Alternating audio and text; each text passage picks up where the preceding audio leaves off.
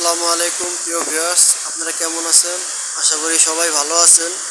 তবে আজকে আপনাদের কাছে কিছু গুরুত্বপূর্ণ বিষয় তুলে ধরবো যে একজন অপারেটর হতে গেলে আপনাকে কি কি প্রাথমিকভাবে জানতে হবে, এবং যদি আপনি এখন বেকার থাকেন তাহলে আপনাকেও ভালো একটি পরামর্শ দিতে পারি। যে পরামর্শটা হলো এই যে এখন কিন্তু আমাদের দেশে কম্পিউটার একটি কমন একটি বিষয়, যেটা আপনি যে কোনো জায়গায় দেখতে পাবেন কম বেশি। তবে আপনি যদি এই কাজটা শিখতে পারেন তাহলে অবশ্যই আপনি কখনোই বেকার থাকবেন না। কেননা এই লাইনে সবসময় লোক নিয়োগ করা হয়, কোনো না কোনো অফিসে আপনি চাকরি পেয়ে যাবেন। তো যারা বেকার আছেন তারা এই কাজটা শিখতে পারেন। এই কাজটা খুবই ভালো, তবে ডিউটি একটু বেশি যদিও, কিন্তু আপনি রিল্যাক্সে কাজটা করতে পারবেন। তো প্রথমে এই কাজে অপারেটর হতে হলে আপনাকে সাধারণত প্রথমে যে বিষয়গুলি জানতে হবে সে বিষয় হলো, প্রথমে আপনাকে বেড বসানো শিখতে হবে। বেড বসানোর কথা বলতেছি কারণ একটা ডিজাইন অনেক সময় 3, 4, 5 ভাগেও মারতে হয়। আপনি যদি ভালোভাবে মিলানো না শিখেন তাহলে কিন্তু মালটা নষ্ট হয়ে যাব।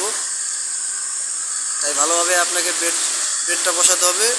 দ্বিতীয়ত হলো আপনাকে কালার সেটিংটা ভালো করে বুঝতে হবে। আপনি যদি কালার না করতে পারেন তাহলে কিন্তু আপনার এই কালারটা উল্টাপাল্টা হয়ে যাব, তখন কিন্তু আপনার ডিজাইনটা নষ্ট হয়ে যাবে। বা আপনার কালার সেটিংটা সুন্দর মতো শিখতে হবে, কীভাবে কালার করতে হয় এই কালারটা ভালোভাবে শিখতে হবে।